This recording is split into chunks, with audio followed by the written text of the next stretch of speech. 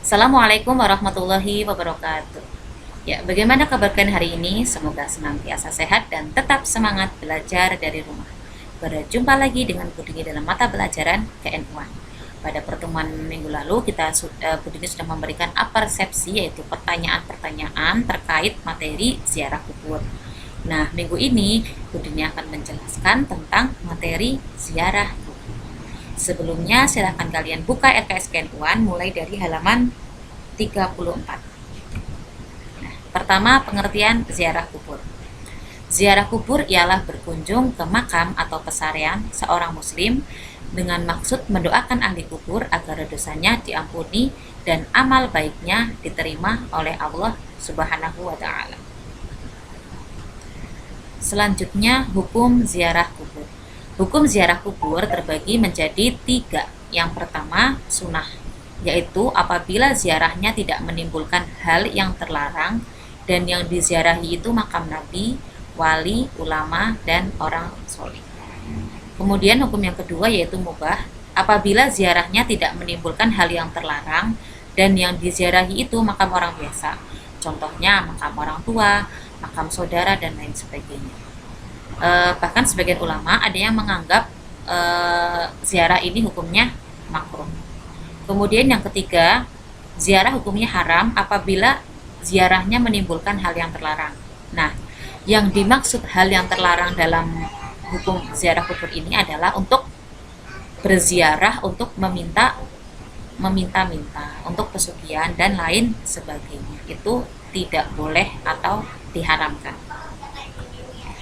Kemudian yang ketiga ini ada makam Wali Songo. Silahkan kalian buka LKS halaman 36. Nah, siapa yang pernah ke Wali Songo? Coba perhatikan kalian gambar-gambar yang ada di LKS. Berikut ini merupakan makam Wali Songo yang sering dikunjungi oleh para peziarah. Yang pertama, Sunan Maulana Malik Ibrahim, terletak di kota Gresik, Jawa Timur. Yang kedua, Sunan Ampel, terletak di kota Surabaya, Jawa Timur.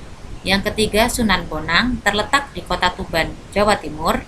Yang keempat, Sunan Giri, terletak di Kabupaten Gresik, Jawa Timur. Yang kelima, Sunan Derajat, terletak di Lamongan, Jawa Timur.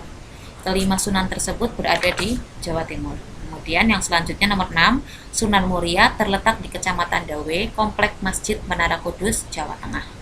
Yang ketujuh, Sunan Kudus, terletak di Kabupaten Kudus, Jawa Tengah.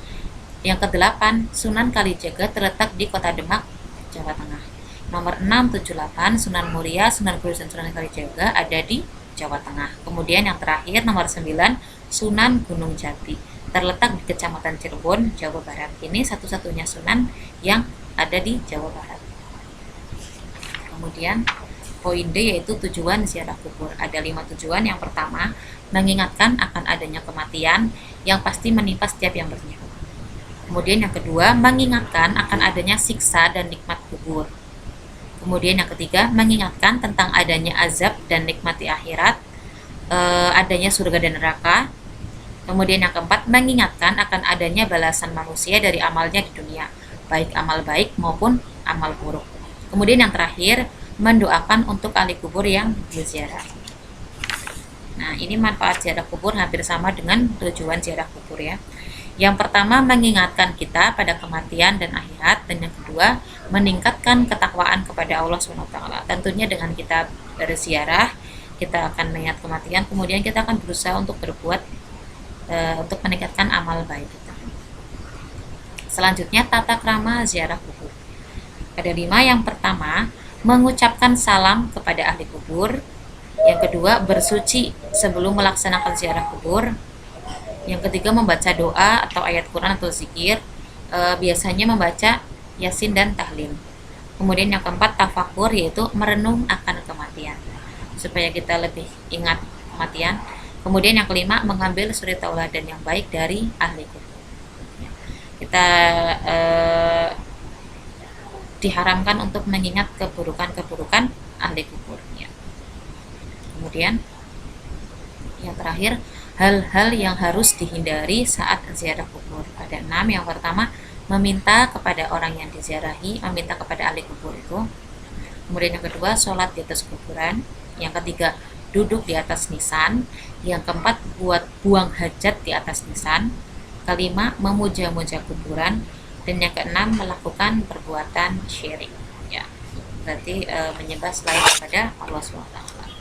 Ya, berikut yang dapat Budi sampaikan pada pertemuan kali ini. Budi harap kalian paham dengan apa yang Budi sampaikan. Mohon maaf apabila Budi terlalu terburu-buru dalam menyampaikan materi.